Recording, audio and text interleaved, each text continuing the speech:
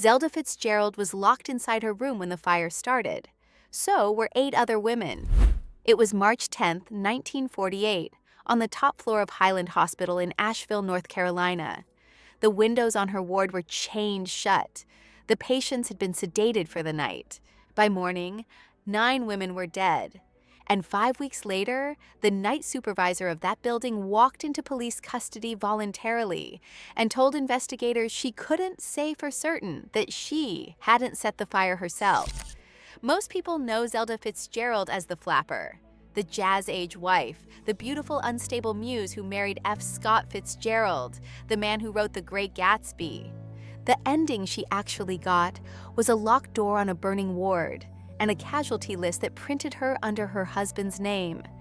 In the next 14 minutes, you'll hear the timeline investigators piece together, almost minute by minute, from the night the Central Building burned. You'll hear what Willie Mae Hall told police, in her own words, when she turned herself in. And you'll learn why the windows on Zelda's floor were chained shut on purpose, and why that one detail ended up in a courtroom. If you leave now, Zelda stays what she has been for 70 years, a footnote in her husband's biography. Stay, and you'll meet the woman whose own words were famous long before anyone admitted she wrote them. Zelda Fitzgerald was born Zelda Sayer on July 24, 1900, in Montgomery, Alabama. Her father sat on the Alabama Supreme Court. Her family was old Montgomery, respectable to the bone. Zelda was not respectable. She danced, she swam, she rode boys' motorbikes, and by 18, she was the talk of Montgomery. In July 1918, at a country club dance, she met a young Army lieutenant stationed at a camp nearby. His name was F. Scott Fitzgerald, and he wanted 2 things out of life: to write the great American novel and to marry Zelda Sayer. He got both in the same 2 weeks. His first novel, This Side of Paradise, was published in late March of 1920 and made him famous almost overnight. Days later, on April 3rd, Zelda married him at St. Patrick's Cathedral in New York. Scott called her the first American flapper. The newspapers called them the golden couple of the jazz age, and the stories from those years became legend, including the night Zelda went into the fountain outside the Plaza Hotel. For a while, the papers couldn't get enough of him, but the marriage had a hidden economy, and Zelda was the one being mined. Scott lifted material from her constantly: her diaries, her letters, whole phrases she said at parties turned up, word for word, in his fiction. She knew it, and in 1922, she said so in public. The New York Tribune asked Zelda to review her husband's new novel, The Beautiful and Damned, and she wrote this: "On one page, I recognized a portion of an old diary of mine. Mr. Fitzgerald seems to believe that plagiarism begins at home." Readers laughed. Zelda meant every word. That same year, she published an essay of her own, Eulogy on the Flapper, in Metropolitan magazine. She could write. The people closest to her had always known she could write. She spent the rest of the decade trying to build something that was hers alone. In her late 20s, she threw herself into ballet, training in Paris under the Russian ballerina Lyubov Egorova, practicing for hours a day at an age when professional dancers are already retiring. Her body gave out before her will did. In the spring of 1930, after a frightening incident in a car on a cliff road in the south of France, she was admitted to a clinic outside Paris, and then to the Prangin Sanatorium on Lake Geneva. The diagnosis was schizophrenia. It was confirmed that November by Eugene Bleuler, the Swiss psychiatrist who had coined the word. Modern clinicians who have reread her records tend to see bipolar disorder instead. Either label bought her the same thing in 1930, an institutional life. Zelda Fitzgerald spent most of her last 18 years inside psychiatric hospitals. If stories like this one matter to you, the lives history filed under somebody else's name, subscribing takes 1 click, and it tells us to keep finding them. Because Zelda was still fighting. In 1932, from a psychiatric clinic at Johns Hopkins in Baltimore, she wrote an entire novel in roughly 6 weeks. Save Me the Waltz, her life, told at last in her own voice. Scott was furious. He was building his own novel, Tender is the Night, out of the same shared years, and he demanded revisions before her book went to print. It was published in October 1932. The reviews were cruel, and the sales were worse. She never published another novel. Her painting met the same wall. When her artwork was shown in New York in 1934, critics treated the exhibition as a curiosity, the famous author's troubled wife and her hobby. In 1936, she entered Highland Hospital in Asheville, North Carolina, the institution that would define the rest of her life and end it. Highland was the creation of Dr. Robert S. Carroll, who had opened a sanatorium on the site in 1909 and renamed it Highland Hospital in 1912. In 1939, Highland passed to Duke University's neuropsychiatric department, with Carroll staying on to run it. Carroll believed in exercise, fresh air, diet, and occupational therapy, and by the standards of the era that counted as enlightened. The same hospital's records also describe electroshock, insulin shock treatment, and injections of horse blood into patients' spines. Insulin shock deserves one plain sentence here, because it decided where Zelda slept on her last night alive.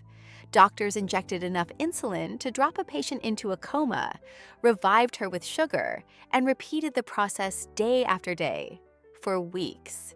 In the 1940s, this was mainstream American psychiatry. Zelda, between treatments, hiked the mountains around Asheville. She painted, she played tennis, she wrote letters full of strange, brilliant, paint-flecked sentences. Scott, meanwhile, had gone to Hollywood to write for the movie studios, in large part to keep paying her hospital bills. In 1940, Zelda was discharged to her mother's house in Montgomery. She was 39, and for the first time in a decade, free. Then, on December 21st of that same year, Scott died of a heart attack in Hollywood. He was 44 years old. Zelda was too unwell to travel, and she was not at his funeral. 7 years followed that almost nobody writes about. Zelda in Montgomery with her mother. Painting, church, long walks. She went back to Highland for further treatment in 1943, and again in 1946. And each time, she came home. In November 1947, she checked herself in one more time for another course of insulin treatment. She would never come home again. One quick pause before the last act of her story. If this video found you by accident, subscribing is how you teach the algorithm to bring you the next woman it buried. It genuinely helps this channel keep going. On the night of March 10th, 1948, 29 women were asleep in Highland Hospital's central building. At around 11:35, smoke was discovered coming from the diet kitchen. The fire had started near a table beside the dumbwaiter shaft, and the shaft carried the flames straight up through the building, floor by floor. The alarm did not reach the Asheville Fire Department until 11:44. The trucks arrived within 6 minutes. It didn't matter. Investigators later concluded the fire had been burning for some 40 minutes before water ever touched it. The fire chief put the whole catastrophe in one sentence. If the alarm had come 30 minutes earlier, no one would have lost their lives. And this was a building designed, at every turn, to keep people in. The windows were chained and barred so that patients could not jump. The rooms of patients who needed close supervision were kept locked behind heavy doors. The women inside had been given sedatives to help them sleep. Staff and firefighters went in anyway, into the smoke, and they carried 20 women out alive. That part of the night was heroic, and it deserves saying plainly. 9 women never made it out. The newspapers printed the casualty list the next morning, and the list itself says something no historian needs to add. Mrs. A.T. Hipps of Asheville, Mrs. W.B. Kennedy of Kinston, Mrs. Julius Doring of Johnson City, Tennessee, women from Atlanta, from Rome, Georgia, from small towns in Mississippi, nearly every one of them printed under her husband's name and initials. And one entry read, Mrs. F. Scott Fitzgerald of Montgomery, Alabama. Even on the casualty list, her name was his. Zelda had been on the top floor, sedated after insulin treatment behind a locked door. She was 47 years old. Her body was recovered days later from the ruins of the building's south wing. Then the investigation started, and it went somewhere very few documentaries ever follow. The night supervisor, a woman named Willie Mae Hall, initially suggested that an electric coffee urn in the kitchen might have started it. Investigators noted something else. This was the third fire at Highland Hospital in a single year. On April 1st, a coroner's jury ruled there had been negligence at the hospital, but, in its words, not to the extent to be classed as culpable negligence. No one was charged. 12 days later, Willie Mae Hall walked into custody of her own accord, saying she was afraid of what she might do. Investigators asked her directly whether she had set the fire. Her answer survives.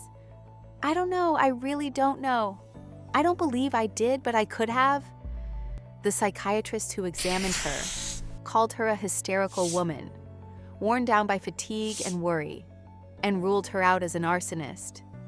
She was held for observation for about 2 weeks, then released. She was never charged with anything. The official cause of the Highland Hospital fire has never been determined. That was true in 1948, and it's still true today. The victim's family sued, arguing that the chained and barred windows violated North Carolina's building codes. The suits were settled out of court, quietly. Highland Hospital kept operating for another 4 decades, and today a memorial plaque on the lawn carries a line from Zelda's own letters. While researching this one, I ran into a contradiction I couldn't fully resolve, and I want to flag it plainly. North Carolina's own state history publications record that Zelda's body was identified only by a charred slipper. The Asheville Museum of History says she was identified through dental records, with the slipper found beneath her. Both versions come from careful institutions, and they cannot both be the whole story. Zelda spent her entire life being described by other people, in other people's books, and even the final fact of her body reaches us in 2 versions. If you've seen our video about Rosemary Kennedy, you already know this pattern. A woman, a famous family found inconvenient, a locked ward, and a long silence afterward. There is one last turn in Zelda's story, and it happens at a cemetery gate. When Scott died in 1940, St. Mary's Church in Rockville, Maryland, refused to bury him in his family's plot because he had died a lapsed Catholic. He was buried instead at Rockville Union Cemetery, about a mile away. In March 1948, Zelda was buried beside him. For 27 years, the golden couple of the Jazz Age lay together in the wrong graveyard. Then, in 1975, their only child, Scotty, petitioned the church and won. Scott and Zelda were moved into the family plot at St. Mary's, where they lie today under a single headstone, carved with the closing line of The Great Gatsby. So we beat on, boats against the current, borne back ceaselessly into the past. 9 women died at Highland Hospital. Only one of them had told the world, in print, decades earlier, exactly what it felt like to have her life written by someone else. The newspapers listed her as Mrs. F. Scott Fitzgerald. She had a name of her own. It was Zelda. Thanks for spending this time with her story. It really means more than you know. If it stayed with you, the next one is already waiting. Take care of yourselves and others.